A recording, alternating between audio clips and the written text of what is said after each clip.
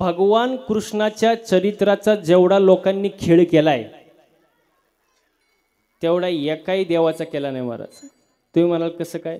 काही जण म्हणतात भगवान कृष्ण दही चोरत होता. काय चोरत होता? कोण? कृष्ण काय चोरत होता? दही चोरत होता. तो काय दुधाच्या गाडीवर कामाला होता का चोराय? अहो एकटा राजा नंदाच्या घरी गाया किती? 9 लाख. किती? 9 लाख गाया. खाणारे पोरं किती?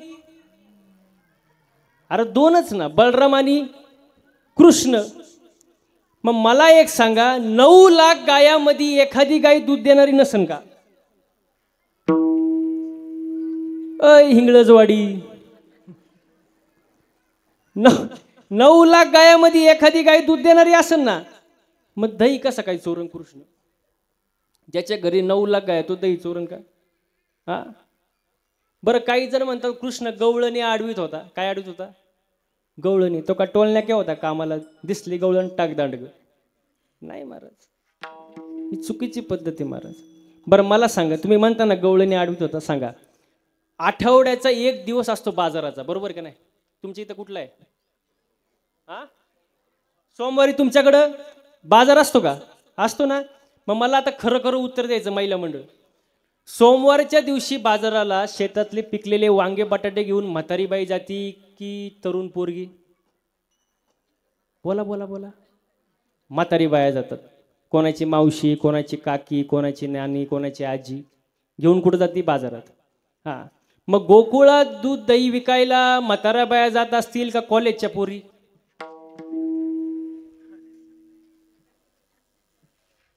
बोला बोला बोला. म्हाताऱ्या बाया. मग कृष्ण म्हाताऱ्या आडविल का? एवढे वाईट दिवस आले का कृष्णावर? आता अंतरंग आहे का? कृष्ण नक्की काय आडवीत होता? कृष्ण राहतोय कुठं? गोकुळात. गाया चरतायत कुठं? गोकुळात. दूध जातंय कुठं? मथुऱ्याला. म्हणजे गाया चारायच्या आम्ही, गायाचं दूध काढायचं आम्ही, आणि पिणार कोण? मथुरेतली लोक. मी समानता का विषमता? विषमता. मग आमच्या गायांचं दूध आमच्याच मुलांना मिळावं, आमच्याच पोरांना मिळावं, ही समानता आणण्यासाठी कृष्णानं दूध जाऊ दिलं नाही. विठाल विठाल.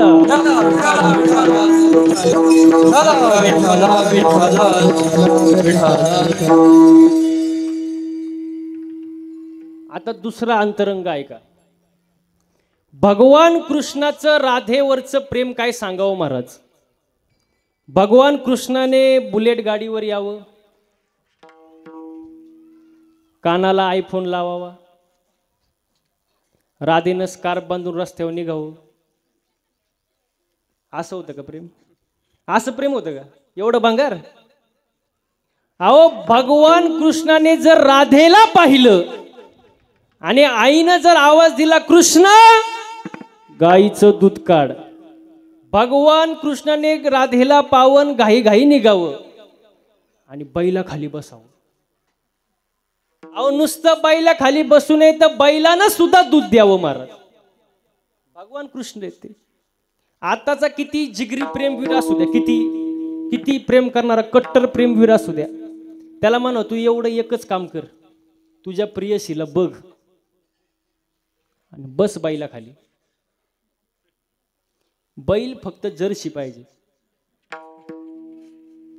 आणि त्याच्यातले त्यात तू मूड मध्ये पाहिजे. मूड मध्ये बघता काय मी मरण ना त्याव. प्रेम कसं असावं महाराज? भगवान कृष्णाचं राधेचं जसं प्रेम होतं तसं प्रेम असावं महाराज. विठाला विठाला विठाला विठाला विठाला विठाला. बघा काही जण म्हणतात कृष्णाला किती बायका होत्या? किती किती बाबा? 16,000. 16,108 बायका. कोणाला? आपल्या एकीवरून अंदाज घ्या. कृष्णाला 16,108 बायका होत्या. पण ते बायका नक्की कोणत्या होत्या? एवढा घोटाळा मी काढून टाकतो म्हणजे तुम्ही मोकळीन मी मोकळा. बघा राम अवतारामध्ये प्रभू रामचंद्र रस्त्याने चालले होते आणि गौतम ऋषीची पत्नी कोण, अहिल्या, तिला श्राप दिला होता, तू शिळा होऊन पडशील, दगड होऊन पडशील, आणि ज्या वेळेला प्रभू रामचंद्राच्या पायाचा स्पर्श तुला होईल त्यावेळेला तुझा उद्धार होईल. आणि प्रभू रामचंद्र रस्त्याने चालले होते. आता तेव्हाचे ऋषीमुनी दाढी जटा वाढू वाढू, सफरचंद खाऊ खाऊ, दूध पिऊ पिऊ, मांड्या घालू घालू असे टाईट झाले होते. त्यांनी पाहिले कोण चाललंय, पोरग चाललंय. कोण चाललंय, पोरग चाललंय. पण ते कोण होते, प्रभू रामचंद्र. प्रभू रामचंद्राचा पायाचा स्पर्श त्या दगडाला झाला, शिळा होती मनुष्य झाली. त्या बाईतून सुंदर, त्या दगडातून एक सुंदर स्त्री बाहेर पडली महाराज. दगडातून सुंदर स्त्री बाहेर पडली आणि साधूने ते सगळं चित्र पाहिलं आणि साधूचं चित्त चंचल झालं. साधू म्हणले लई पाहिले, पण पायातून बाई काढणारा अजून पाहिला. लई पाहिले पण दगडातून बाई काढणारा पाहिला नाही. बाईमुळे दगड खाणारे पाहिले, बाईमुळे जमीन विकणारे पाहिले, पण दगडातून बाई काढणारा अजून पाहिला नाही. साधूचं चित्त चंचल झालं. ते म्हणले चला मग बायको असावी. कोण म्हणलं, कोण म्हणलं, साधू. काय म्हणले, बायको असावी.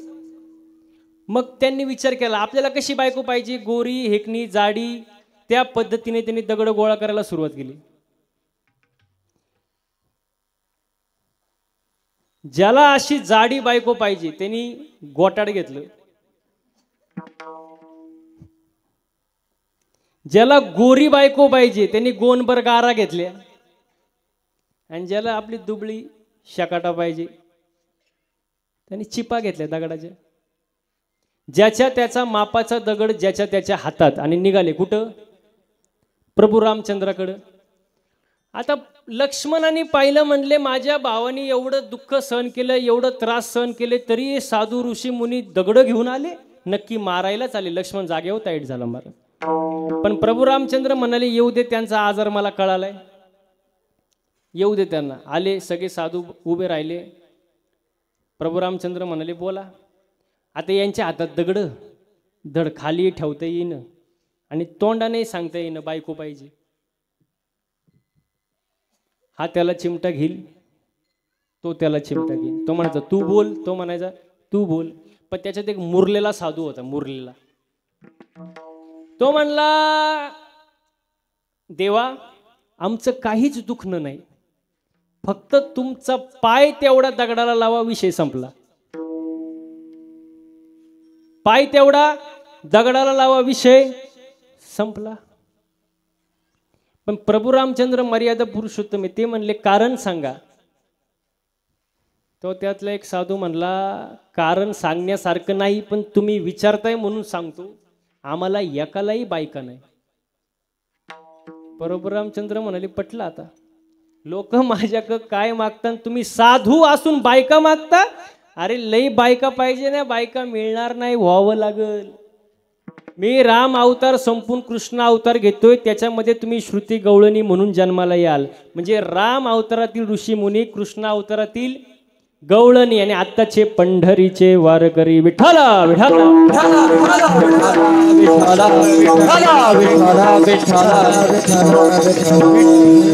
ओ हे कृष्णाच्या 16,108 बायका महाराज. आणि याच्या पुढे जाऊन जर सांगायचं म्हटलं महाराज, तर हे काल्याचं कीर्तन आहे.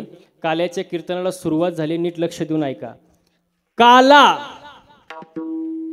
काय शब्द, काला. आता बघा काही जणांचं असं म्हणणं असतं, बरेच जणांचं मी ऐकले, की 7 दिवस कीर्तनाला नाही गेलं तरी चालतं,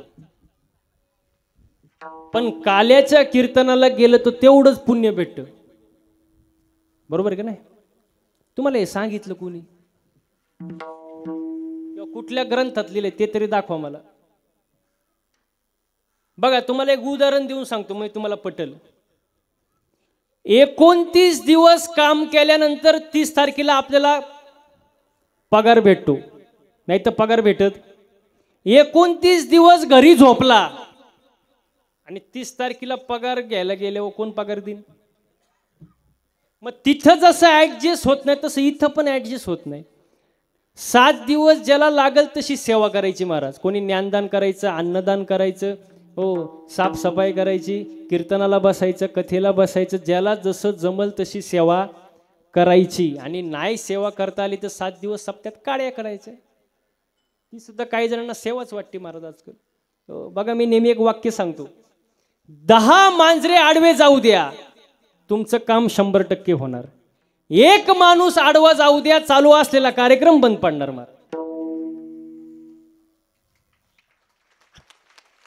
थोडा लेट करंट लागला पण लागला. म्हणून सप्तेत मनोभावाने सेवा करा महाराज, तेव्हा पुण्य भेटत असतं महाराज. काल्याचं कीर्तन आहे, नीट लक्ष द्या.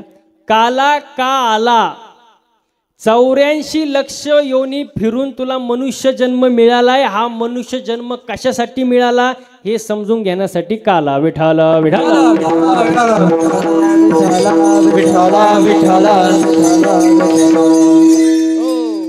काला खाला वर्षभर नाही आला. काल्याचा अर्थ तसा नाही महाराज. बघा काल्या या शब्दाचा अर्थ काय महाराज. हो, मनुष्य जन्म आपल्याला मिळालाय, तो कशासाठी मिळालाय हे समजून घेण्यासाठी काला असतो महाराज. आता हे काय इथं मडक, हे सुद्धा काय, हे शरीर रूपी मडक आहे महाराज. नीट लक्ष द्या. त्या मडक्यात काय, दही, मुरमुरे, लाह्या, बरोबर का नाही. मग हे शरीर रूपी मडकं आहे, या मडक्यामध्ये दह्यासारखं शुद्ध चित्त आहे. वाक्य नीट ऐका. हे शरीर रूपी मडकं आहे, या मडक्यामध्ये दह्यासारखं शुद्ध चित्त आहे. मुरमुऱ्यासारखं हलकट किचकट विचार आहे. मुरमुऱ्यासारखं हलकट किचकट विचार जोपर्यंत दह्यासारख्या शुद्ध चित्ताला चिटकत नाही तोपर्यंत काला तयार होत नाही. विठाला विठाला विठाला विठाला. हो, काल्याचे 3 प्रकार आहेत. जीव शिव ऐक्य काला, हरिनामाचा खिचडी काला आणि संतांनी वाळवंटात केला तो काला. आता नीट लक्ष द्या. जीव शिव ऐक्य काला म्हणजे काय, मी जन्माला आलो मला नाव नाही, मला नाव नाही म्हणजे मी मूळ कोण, शिव. म्हणतो मी आहे जीव, जीवाला चिटकली माया, मायामध्ये अहंकार वासना 6 विकार, माया आणि जन्म मृत्यूचा कचाटा, मुक्त होता परी बळे झाला बद्ध, घेऊन या छंद माझे माझे. एकदा का माझं म्हटलं की गुतला महाराज. मग जन्माला आलो आपण आहे शिव, पण म्हणतो आहे जीव.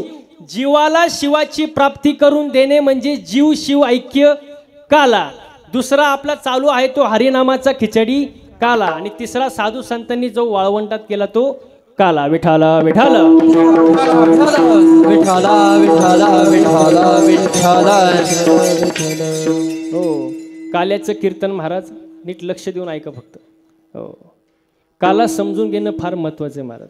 हो, याच्यामध्ये जसं दही मुरमुऱ्या लाह्या आहे तसं या शरीरामध्ये काय, नीट ऐका.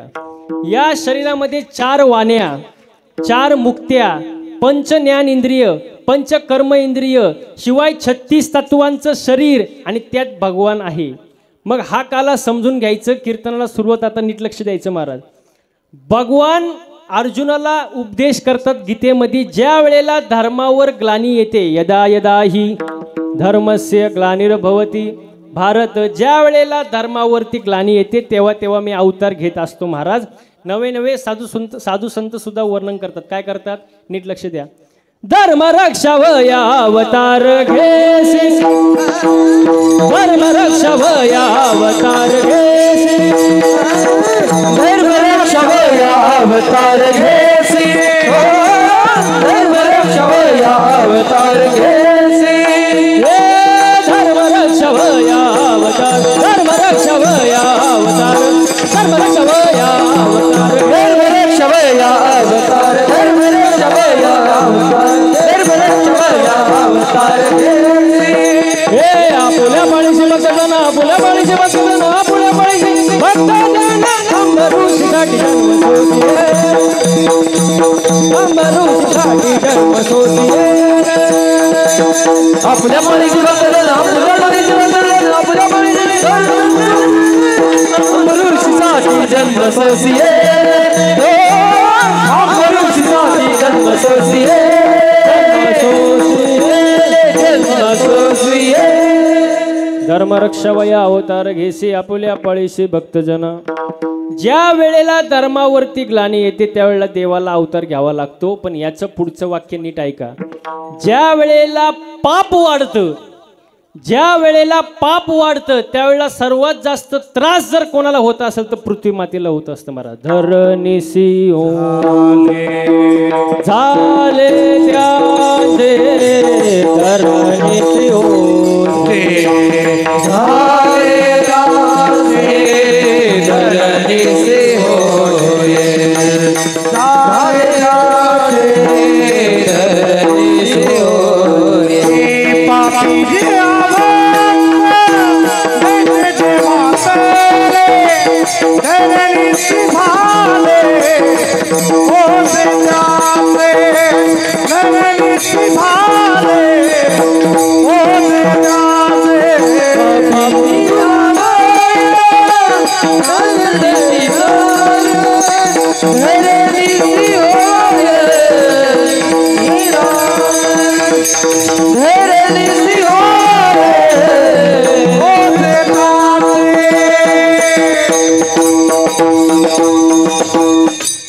पापी जे अभक्त दैत्य जे मातले धरणीसी ओझे झाले त्यांचे. हो, ज्या वेळेला पाप वाढतं ना त्यावेळेला सगळ्यात जास्त त्रास कोणाला होतो? धरणी मातेला होतो महाराज, पृथ्वी मातेला होत असतो महाराज. आणि मग त्यावेळेला सर्व देव एकत्र झाले आणि ब्रह्मदेवाकडे गेले. आणि ब्रह्मदेवाकडे गेल्यानंतर ब्रह्मदेवाला सांगू लागले, देवा खूप अवघड झाले हो, कीर्तन होत नाही, सप्ते होत नाही, ब्राह्मण यज्ञ करत नाही, सगळं अवघड परिस्थिती झाली आहे महाराज. त्यावेळेला ब्रह्मदेव आणि सगळे देव जातात भगवान विष्णूकडे.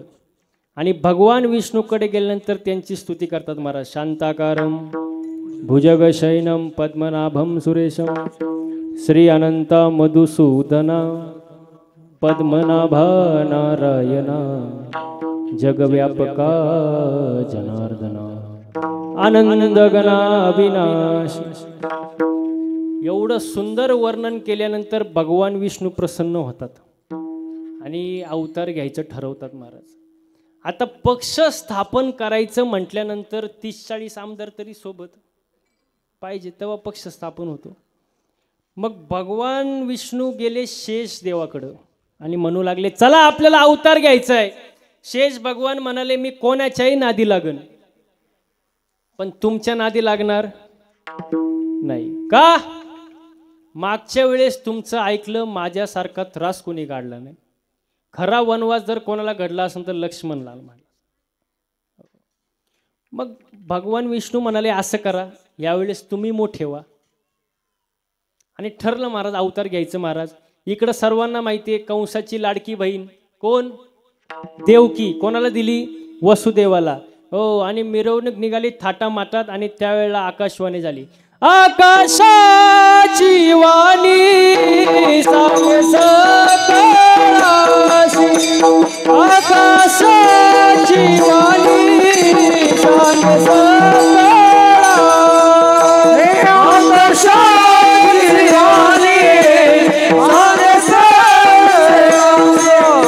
आकाशाची वाणी सांगे सकळाशी, आकाशाची वाणी सांगे सकळाशी.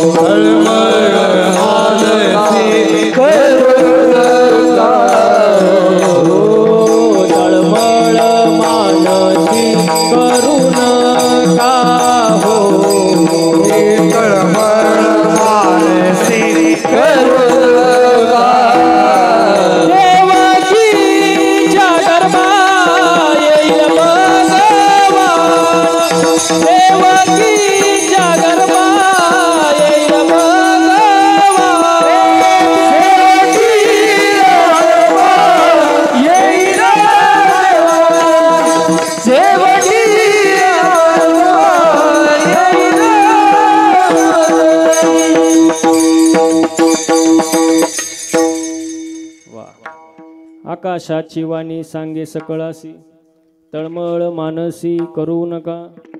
ओ थाटामाटात मिरवणूक निघाली आणि त्यावेळेला आकाशवाणी झाली, हे कंसा, ज्या बहिणीची तू एवढी थाटामाटात मिरवणूक काढली आहे त्या बहिणीच्या पोटी येणारा 8वा पोरगा तुझा वध करणार.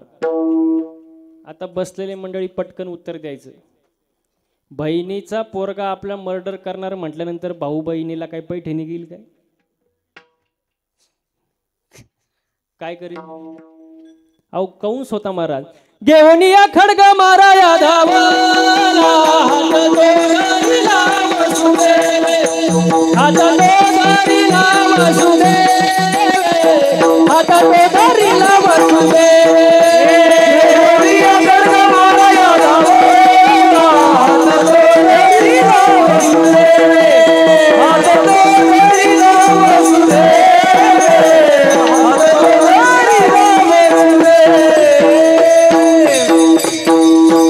घेऊन या खडग मारा या धावला, हात तो धरिला वसुदेवे. ओ कंसाने विचार केला, हिलाच जर मारून टाकलं तर पोरग व्हायचं संबंधच नाही, म्हणून तो मारायला धावला. पण वसुदेवाने हात धरला आणि म्हणला, कंसा पागल बिगल झाला काय? स्त्रीला मारणं म्हणजे ब्रह्मपातकी, तिला मारू नको. आमच्या पोटी येणारा पोरगा तुझा वध करणार आहे ना, मी स्वतः तुला आणून देतो, पण तिला काही करू नको. ठरलं महाराज. देवकीला आणि वसुदेवाला कारागृहात ठेवलं महाराज. कालांतराने पहिलं लेकरू झालं. कंस धावत पळत आला महाराज आणि त्या लेकराला हातात घेतलं. बघा मी एक वाक्य सांगतो, सप्ताह खूप दिवसापासून चालू आहे, सर्वजण काल्याचं कीर्तन ऐकतात. मला सांगा बरं, कंस हा देव होता का राक्षस? कोण होता? माऊस भाऊ होता का तुमचा? बोला ना पटकन. कोण होता? राक्षस होता. पण मी एक वाक्य बोलू का? बघा पटलं तर. कंस हा राक्षस होता, पण तुमच्या आमच्यापेक्षा 1000 पटीने चांगला होता. ते मला महाराजाला येड लागले. कसं सांगतो तुम्हाला, ऐका. कंस तरी जन्माला आलेलं पोरग मारत होतो, आपण तरी एवढे हलकट झालोय महाराज, गर्भातले पोरी सुद्धा मारायला लागले. आज प्रत्येकाला मुलगाच पाहिजे. काय पाहिजे? मुलगाच. मुलं काय दिवं लावतात मला अजूनपर्यंत काय कळलं नाही. तुम्हाला दशरथ माहिती का? दशरथ हिंगळजवाडीचा नाही बरं का.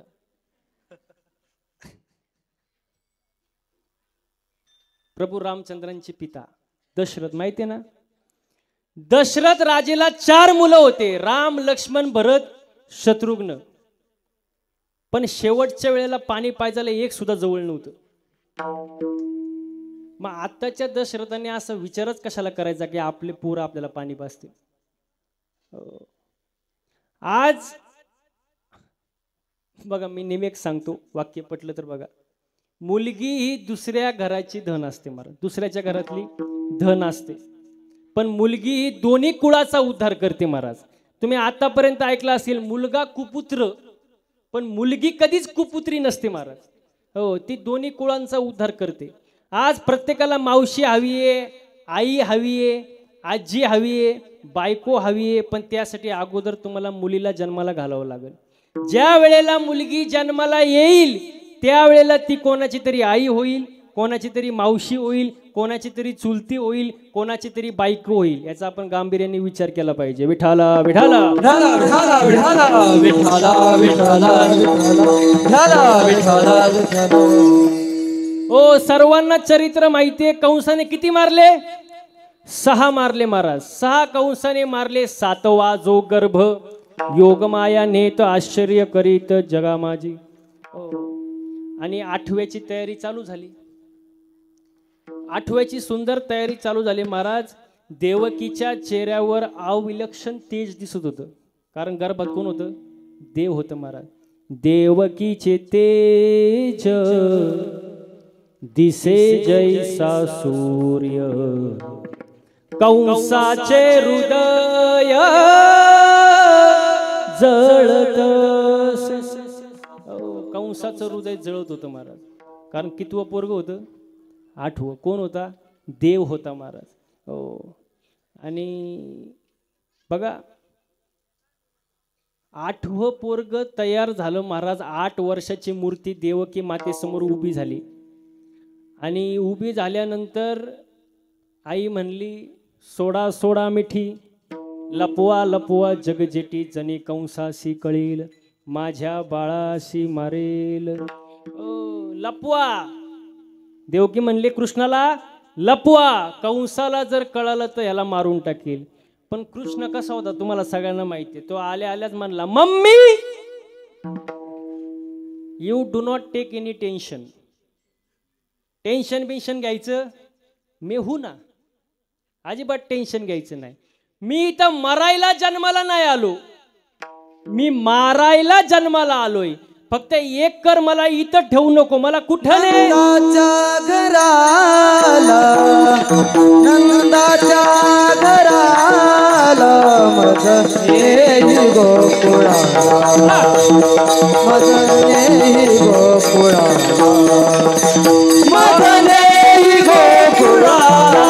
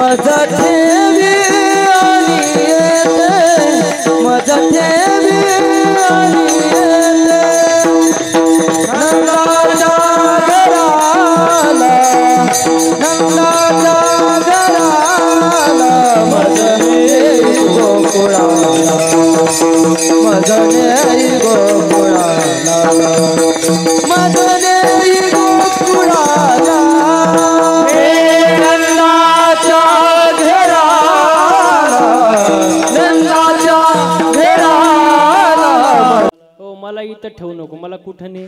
नंदाच्या घराला. आपण जरा ते चरित्र बाजूला ठेवू. नंद राजेला 65व्या वर्षी मुलगा झाला. किती किती काय बोलतो 65व्या वर्षी 65व्या वर्षी मुलगा झाला महाराज. काय आनंद असेल महाराज, विचार करा. त्या आनंदाचं वर्णन संत जनाबाई करतात. गवळण मनती हो मनती गवळणीला पुत्र झाला यशोदेला. गवळण मनती हो मनती गवळणीला पुत्र झाला यशोदेला. गवळण मनती हो मनती गवळणीला पुत्र झाला यशोदेला. गवळण मनती हो मनती गवळणीला पुत्र झाला यशोदेला.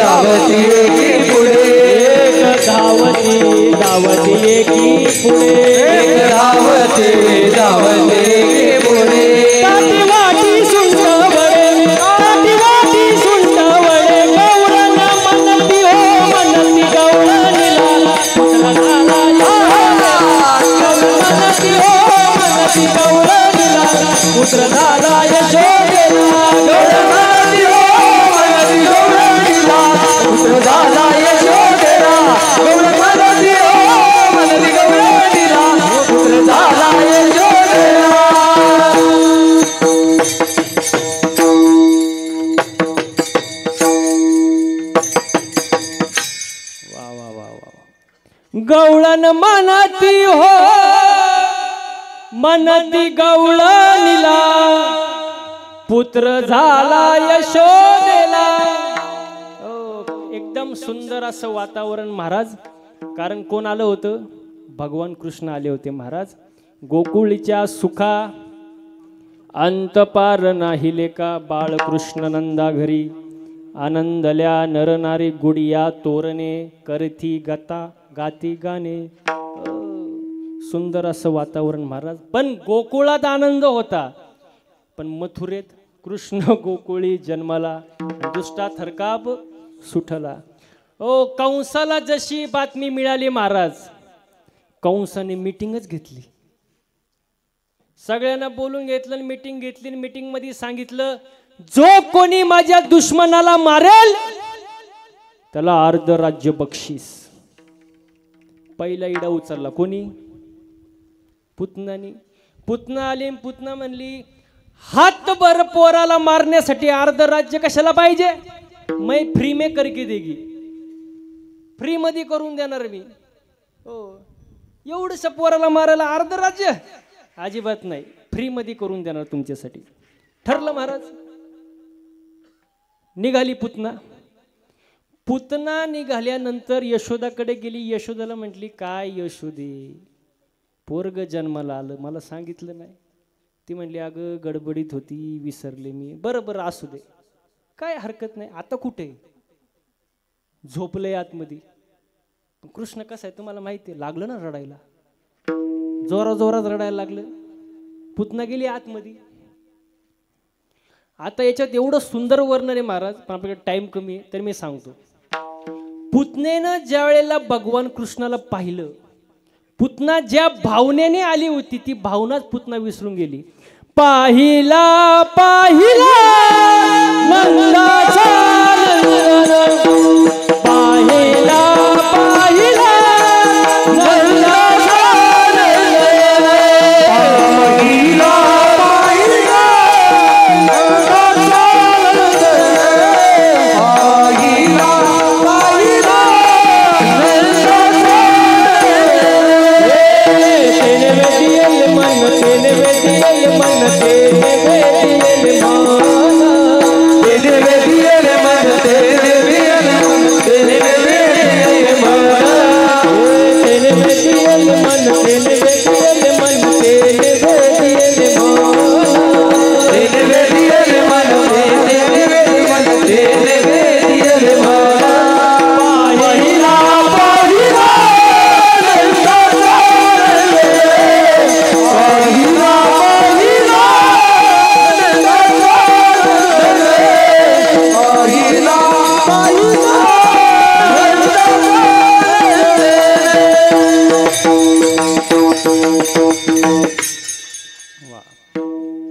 पुतना ज्या भावनेने आली होती, पुतना ती भावनाच विसरली महाराज. कारण पाहिला पाहिला नंदाचा नंदन. हो, आणि पाहिल्यानंतर महाराज, पण आपल्याकडे वेळ कमी आहे म्हणून पुतनेनं कृष्णाला उचललं महाराज. कृष्ण दूध प्याला, रक्त प्याला, पण ज्यावेळेला पंचप्राण ओढायला सुरुवात झाली महाराज, मग मात्र पुतना गडबडली. ती जोरा जोराने बोलू लागली, देवा मला सोड. भगवान कृष्ण म्हणाले, ये बघ पुतणे, जास्त नाटकी करू नको. एक तर मी कोणाला धरत, बोला बोला, एक तर मी कोणाला धरत, पण एकदा का धरलं सोडत नाही. आपल्याकडे नाटकं चालत नाही. पुतण्याचा वध झाला. असे अनेक राक्षस मारले महाराज. आणि हळूहळू मग भगवान कृष्ण मोठे झाले, रांगायला लागले महाराज. तळवे तळ हात टेकीत डाव्या गुडघ्यानं रांगत, रंगनी रंगनाथ कोम्या देखील असे, रंगनी रंगनाथ कोम्या देखील असे, कोम्या देखील असे, रंगनी रंगनाथ कोम्या देखील असे. तळ हात टेकीत एक सट्टाळे. हा महिला मंडळ माग बसलेले, टाळ्या थांबल्या नाही पाहिजे. टाळ्या टाळ्या कालेच कीर्तने कालेच काळ्या जोरात तळवे तळ हात टेकीत वा वा महाराज वा तळवे तळ हात टेकीत तळ गुडघ्यान रंगानी रंगनाथ सोम्या टेकीला रंगानी रंगनाथ सोम्या टेकीला रंगानी रंगनाथ सोम्या टेकीला रंगानी रंगनाथ सोम्या टेकीला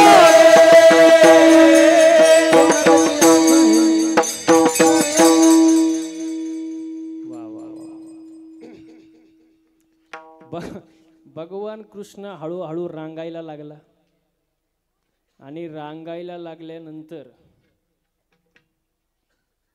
अजून थोडा मोठा झाला आणि मोठा झाल्यानंतर केली गवळी गोळा मग मित्रमंडळी गोळा झाली आणि मित्रमंडळी गोळा झाल्यानंतर भगवान कृष्ण मग गवळीला म्हणतात का रे बाबा एवढा वाळला का रे तू एवढं दही दूध असून तू वाळला का त्यातला एक जण म्हणला देवा हे बघा सगळं दूध जातं डेअरीला सगळं दूध कुठं जातं डेअरीला काही राहतच नाही दूध कुठं जातं डेअरीला काय राहत नाही मग भगवान कृष्णाने विचार केला असं आहे काय मग भगवान कृष्णाने पक्ष स्थापन केला माखन चोर मित्रमंडळ अध्यक्ष भगवान कृष्ण उपाध्यक्ष बलराम सचिव पेंद्या आणि पक्ष स्थापन झालं महाराज आणि मग ठरवलं चला आता चोरी करायची भगवान कृष्ण म्हणले ठीक आहे चोरी करायची घ्या साहित्य काय काय लागेल साहित्य पेंद्याने लगेच लिस्ट काढली बोला भगवान कृष्ण म्हणाले खडे घ्या खडे काठी घ्या चाळलेली माती घ्या सराटे माहिती आहे तुम्हाला एक भाऊ झोपला असेल तरी दुसरा जागा असतो माहिती आहे ना सराटे घ्या आणि चला कुठं चोरी करायला पण त्यातलं हुशार होता एक जण तो म्हणला एक खडे कशासाठी बाबा भगवान कृष्ण म्हणाले मडकं वर असतं जे भरलेलं मडकं आहे ना भरलेलं त्याला जर खडा मारला ना तर बद असा आवाज येतो कसा येतो बद आणि जे रिकामं आहे ते टन असा आवाज येतो मग परमार्थाची खरी हीच चाचणी आहे जे भरलेलं आहे ना महाराज भरलेलं ते चांगलं राहतं परमार्थात पण जे रिकामं आहे ना त्याला फक्त म्हणा तुम्ही टाळणीट वाजवू तो म्हणणार परत मंदिरच सुद्धा दिसणार नाही मग हे मडकं कच्चं आहे का पक्क कच्चं मडकं महाराज ठरलं महाराज खडे यासाठी मग एक जण म्हणला काठी कशाला अरे मडकं वर आहे हात पोचणार नाही खालून काठी मारायचं माल खायचं नाही जायचं निघून थांबायचं नाही पण आता ऐकणारे काय कच्चे आहेत काय चाळलेली माती कशाला भगवान कृष्ण म्हणाले एखादी गवळण जर जागी झालीच द्यायची डोळ्यात टाकून मातीने जायचं पळून पण ऐकणारे कच्चे चष्मा घालून आली मग बघा ज्याला काम करायचं नसतं ना त्याला चौकशाले असतात महाराज ज्याला काम करायचं त्याला चौकशी एखाद्याला सांगितलं ना आपण जा पिंटूचे बाबा आहे का बघून ये तो म्हणा कुत्रा असेल मग चावलं मग दुसरंच कोणी असेल मग काम ज्याला करायचं नाही त्याला चौकशाले असतात आणि त्याच्यामध्ये सुद्धा अजून काहीतरी प्रथा आहे बघायचं तुम्हाला काही जण असे असतात आघाव काम करतात आघाव सांगितलं की त्याचं आघावच काम करणार एकाची म्हातारी आजारी पडली त्याला सांगितलं जाऊन दवाखान्यातून औषध घेऊन ये तो औषध घेऊन आला आणि येताना 1.5 मीटर कापड सुतळी बांबू घेऊन आला त्याला म्हणलं कशासाठी तो म्हणला वाचली तर औषध आणि गेली तर 1.5 मीटर कापड सुतळी बांबू 3-3दा गारक्या घालायला मी मोकळा नाही म्हणजे आघाव काम करणार आघाव एक सांगितलं की दुसरंच करणार महाराज हा मग ठरलं महाराज माती कशाला गवळण जागी झाली डोळ्यात याचं पळून मग एक जण मला चष्मा घालून आली मग भगवान कृष्ण म्हणले आपण सराटे घेतलेत ना द्यायचं टाकून तिच्या पायात मोडल ती काढतपर्यंत आपण पळून जायचं पण ऐकणारे कच्चे आहेत का चप्पल घालून आली मग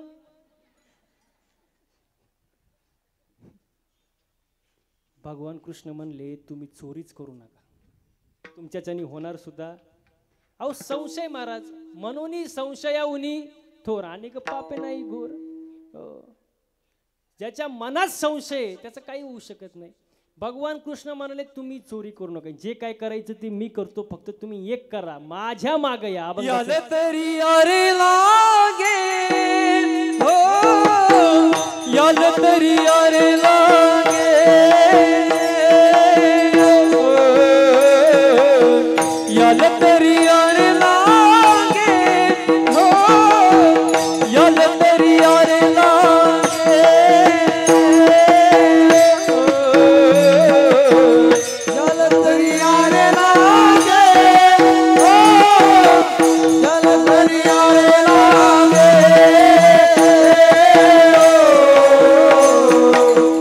याले तरी अरे लागे हो, याले तरी अरे लागे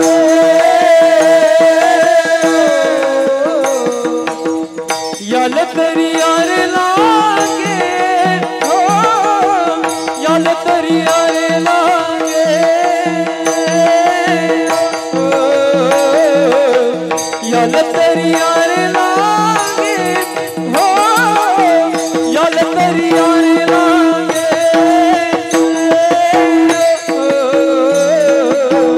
याले तरी अरे लागे हो, याले तरी अरे लागे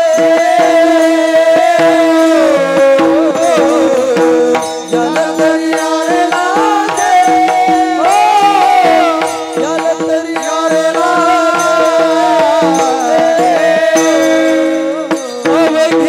माझ्या मागे मागे अवघे माझ्या मागे मागे अवघे माझ्या मागे मागे अवघे माझ्या मागे मागे अवघे माझ्या मागे मागे अवघे माझ्या मागे मागे अवघे माझ्या मागे मागे अवघे माझ्या मागे मागे मागे आज देतो पोटभरी हो, आज देतो पोटभरी हो, आज देतो पोटभरी हो, आज देतो पोटभरी हो, आज देतो पोटभरी हो, आज देतो पोटभरी आज देतो पोटभरी हो, आज देतो पोटभरी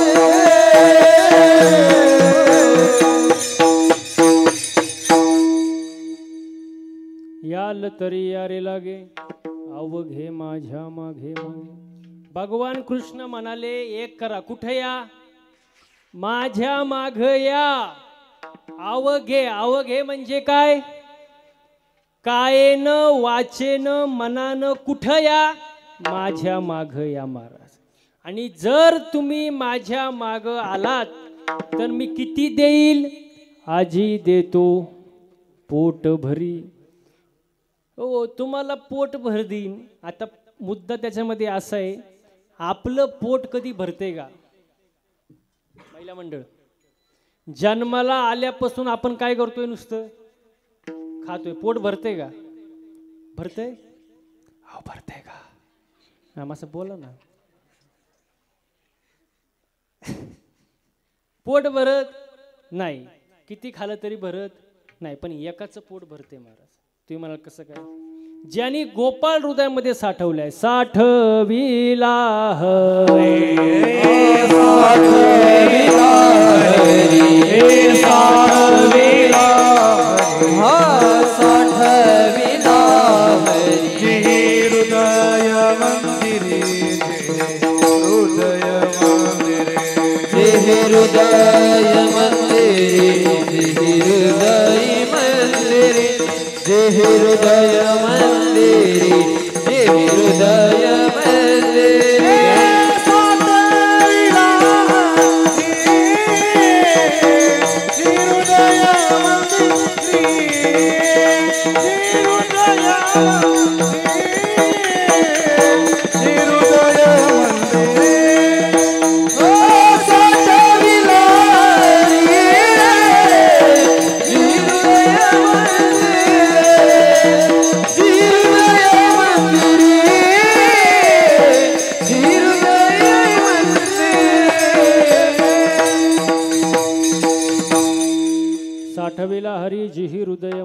ज्यांनी गोपाळ हृदयामध्ये साठवलाय त्याचं पोट भरतं महाराज.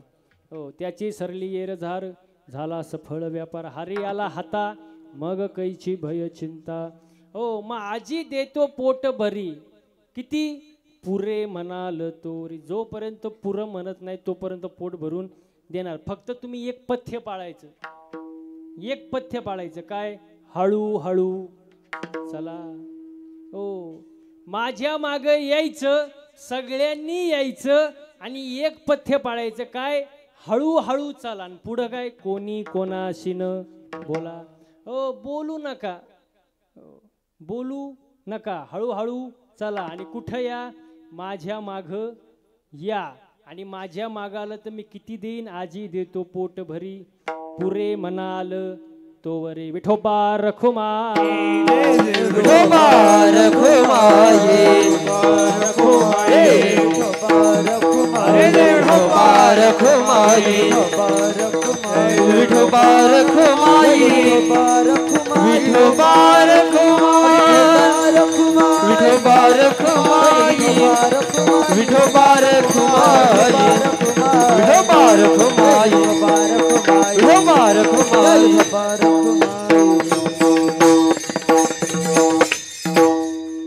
आणि मग भगवान श्रीकृष्णाच्या चोऱ्या वाढल्या महाराज. पाहते गवळणी तवती पालती दुधानी. हो, आणि चोरे वाढल्यानंतर विषय असा झाला महाराज, जरा बाया बिघडल्या. बाया म्हणले मोठ्या घरचं पोरग जरा लयच येडेवणी करायला लागले, ह्याला जरा ताब्यात घ्यावं लागणार आहे महाराज. हो, आणि त्यामुळं सर्वांनी मिळून मोर्चा काढला. मोर्चा काढला कुठं? यशोदेकडं. हो, 2-3 तास गाड्या जाणार नाही, फक्त ओळखीच्या सोडून. दुकानं सगळी बंद. पुढून मागून खप चालूच राहणार महाराज. हो, आंदोलन चालू झालं, मोर्चा चालू झाला महाराज. सगळेजण यशोदाकडे गेले. यशोदाकडे गेल्यानंतर यशोदेला म्हटली, यशोदे आवरी आवरी आपुला काना, याने नाशेले आमुच्या सुना. पण यशोदे म्हणले, अय तोंडाला जरा लगाम घाल, माझं पोरग कसे सांगू का? बाळ सगुण गुणाचं तान, बाळ सगुण गुणाचं तान, बाळ सगुण गुणाचं तान, बाळ सगुण गुणाचं तान, बाळ दिसतंय गोंधीरवान, बाळ दिसतंय गोंधीरवान, बाळ दिसतंय गोंधीरवान, बाळ दिसतंय गोंधीरवान. काय सांगता कारण ग गोकुळ जाणारी, काय सांगता कारण ग गोकुळ जाणारी, काय सांगता घराणे गे गोकुळ जाणारी, काय सांगता घराणे गे गोकुळ जाणारी. तुम्ही लपुनियाची गोटी ग, तुम्ही लपुनियाची गोटी, तुम्ही लपुनियाची गोटी गे, तुम्ही लपुनियाची गोटी. लागता हरीच्या पाठी ग, लागता हरीच्या पाठी, लागता हरीच्या पाठी गे, लागता हरीच्या पाठी. एवढी करीत खोटी ग गोकुळ जाणारी, तुमची एवढी करीत खोटी ग गोकुळ जाणारी. तुमची एवढी करी रे गोटी गे गोकुळ जाणारी, तुम्ही एवढी करी रे गोटी गे गोकुळ जाणारी.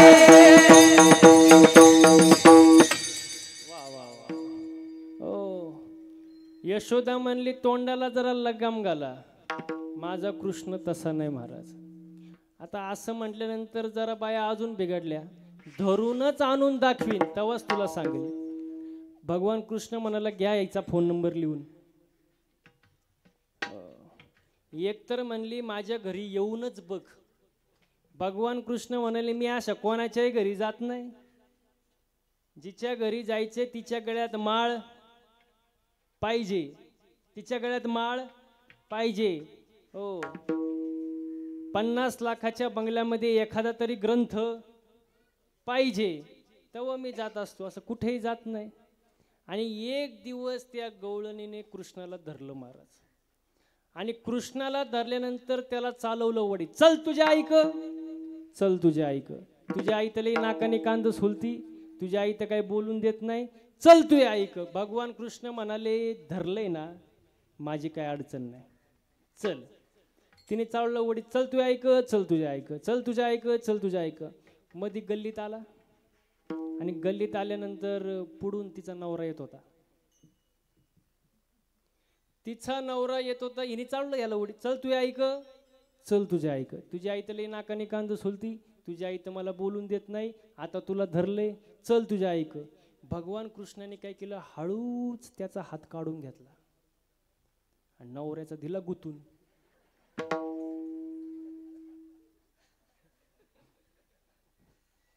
मी म्हटलं बाबा काय करतो.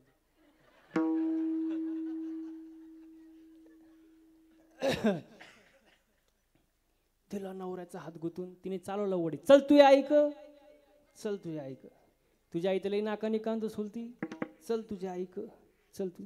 कृष्ण गेला मधल्या गल्लीतून घरी आणि आईला म्हणला, आई तयार राहा, 2च मिनिटात स्वांग येणार आहे, फक्त तू रेडी राहा. हिने चालवलं वडीत तिच्या नवऱ्याला, चल तुझ्या ऐक, चल तुझ्या ऐक. आली यशोदेजवळ, यशोदेला म्हणली, यशोदे बाहेर ये, लई बोलत होती ना, आज धरून आणलंय बघ. यशोदा बाहेर आली, म्हणली, ऐ बोलायच्या आधी जरा नीट बघ कोण आणलंय. तिने जेव्हा पाहिलं ते होतं हिंगळजवाडीचं. ते म्हणलं हे केव्हा झालं. ते म्हणलं मधला पळून गेला तवा. असे असे अनेक खोडी केल्या महाराज कृष्णानं. आणि मग यशोदा म्हणली, बाबा आता वातावरण बिघडले, आता काही खरं नाही. आणि यशोदेने मग गणपती बाप्पाकडे नवस केला, जर माझ्या कृष्णाने सर्व खोड्या सोडल्या तर मी 1 क्विंटल मोदक तुला वाहीन. कोणाला? गणपतीला. आणि भगवान कृष्णाने ऐकलं. 1 मास देवे खोडी नाही केली. 1 महिना कृष्णाने काहीच खोड्या केल्या नाही, शांत राहिला. का ते तुम्हाला कळवून पुढं. आणि मग यशोदे मातेने 1 क्विंटल मोदक तयार केलं, गणपती बाप्पाला व्हायला महाराज. पण काहीतरी विसरली म्हणून कृष्णाला सांगितलं की बाबा मी आले, नीट लक्ष ठुई, एखादी मांजर येईन, मोदक खाईन. कृष्ण मनातल्या मनात म्हणाला, एवढा मोठा बोका असले हो, कसली मांजर कसली काय.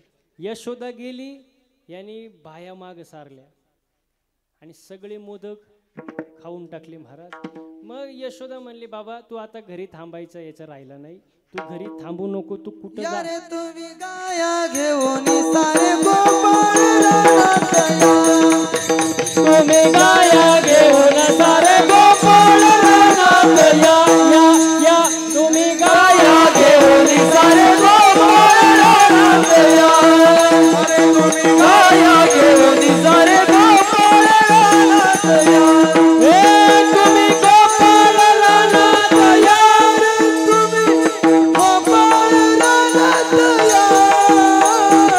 गोपाळ रानात या. तुम्ही गोपाळ रानात या. गाया घेऊन सारे गोपाळ रानात या, या या. तुम्ही गाया घेऊन सारे गोपाळ रानात या. तुम्ही गाया घेऊन सारे गोपाळ रानात या. यारे तुम्ही गाया घेऊन सारे गोपाळ रानात या. तुम्ही गाया घेऊन सारे गोपाळ रानात या. हो. आणि गाया वळायला कृष्ण गेला महाराज रानात. आता रानात गेल्यानंतर एक गायले खटेळ होती महाराज. ती गाय काय कोणाला आवरत नव्हती. ती गाय म्हणजे मनेरी. आणि आज सगळ्यांना ती एकच गाय त्रास देते, मन. मन माणसाचं मन लई चंचळ आहे महाराज. माणसाचं मन स्थिर नाही. माणसाचं मन दुसऱ्याचं चांगलं झालेलं पाहू शकत नाही, पाहू शकत नाही महाराज. हो. आणि मी नेहमी एक वाक्य सांगतो, एक वेळ माणसाने मळकं असावं, मळकं. हिंगळजवाडी, एक वेळ माणसाने मळका असावं पण जळकं नसावं, मळ साफ होतो महाराज. आता लई पावडर आहे, सर्फ एक्सेल, टाईड, रेन आला, आता तर वॉशिंग मशीन आहे, मळ तुमचा सगळा साफ होतो. पण जो दुसऱ्यावर जळतो त्याची राग कधी होते त्याचं त्याला सुद्धा कळत नाही. माणसाने चांगला विचार करावा. इथं बसलेल्या पैकी अशी कोण आहे की जिला वाटतं माझ्या शेजारणीचं कल्याण व्हावं, तिने हात वर घाला. बघितलं का? एकाचा सुद्धा हात वर नाही. आपलं मन दुसऱ्या चांगलं पाहत नाही महाराज, अजिबात नाही. हो, मन आकळा महाराज. हो, मन करारे प्रसन्न सर्व सिद्धीचे कारण. हो, मनेरी नावाची गाय कृष्णाला त्रास देत होती महाराज. ती ताब्यात घेतली पाहिजे महाराज, आणि ते कृष्णच ताब्यात घेऊ शकतो महाराज. हो, आणि गाया वळल्यानंतर महाराज बघा थोड्या खोड्या कमी झाल्या कृष्णाच्या, पण तरी पण एक गवळण आली यशोदेकडं. ती होती बोबडी. कशी होती? कशी होती? बोबडी. आणि ती गवळण आली यशोदेला म्हणू लागली, काय सांगू तू ते बाई, काय सांगू तू ते, काय सांगू तुझे बाई, काय सांगू तुझे, काय सांगू तू ते बाई, काय सांगू तू ते, काय सांगू तुझे बाई, काय सांगू तुझे, काय सांगू तू ते बाई, काय सांगू तू ते, काय सांगू तुझे बाई, काय सांगू तुझे, सांगू तू ते बाई, काय सांगू तू ते, काय सांगू तुझे बाई, काय सांगू तुझे, सांगू तू ते बाई, काय सांगू तू ते, काय सांगू तुझे बाई, काय सांगू तुझे, काय सांगू तू ते बाई, काय सांगू तू ते. बोला, काय सांगू तुझे बाई, काय सांगू तुझे. यशोदा म्हणली 12 वाजून गेलेत, तो आली असेल जेवून, आम्ही अजून कोणी जेवलो नाही, लवकर बोल काय सांगायचंय. मग ती बोबडी गवळण सांगू लागली. ती बोबडी गवळण सांगू लागली, ऐका. जात होते यमुना पानिया, वाटेत भेटला थावला, डोईवल टोपी मयूल पुछाची, खांद्यावरती कांबला, तेने माझी गेली तवाली, मग मी तेथून पलाली, पलता पलता दसलून पल्ली, डोईची घागर फुटली. आणि मग ती पुढं बोबडी गवळण सांगू लागली, ऐका. माझे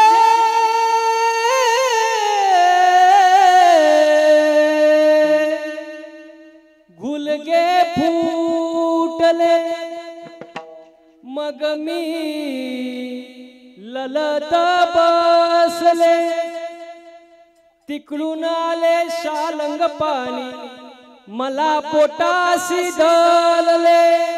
काय सांगू तू ते बाई, काय सांगू तू, काय सांगू तुझे बाई, काय सांगू तुझे, काय सांगू तुझे बाई, काय सांगू तुझे, काय सांगू तुझे बाई, काय सांगू तुझे, काय सांगू तू ते बाई, काय सांगू तू ते, सांगू तुझे बाई, काय सांगू तुझे, काय सांगू तू ते बाई, काय सांगू तू ते, काय सांगू तुझे बाई, काय सांगू तुझे, काय सांगू तू ते बाई, काय सांगू तू ते, काय सांगू तुझे बाई, काय सांगू तुझे, काय सांगू तू ते बाई, काय सांगू तू ते. काय सांगू तुझे बाई, काय सांगू तुझे, काय सांगू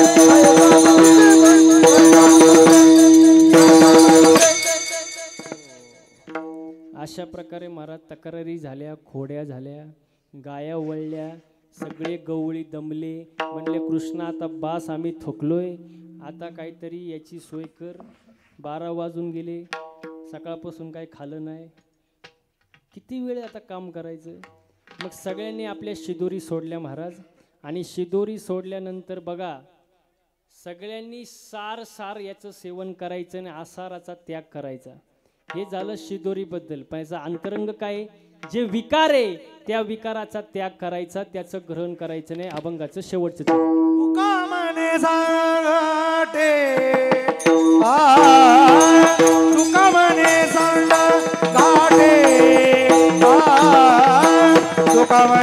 सांगा घाटे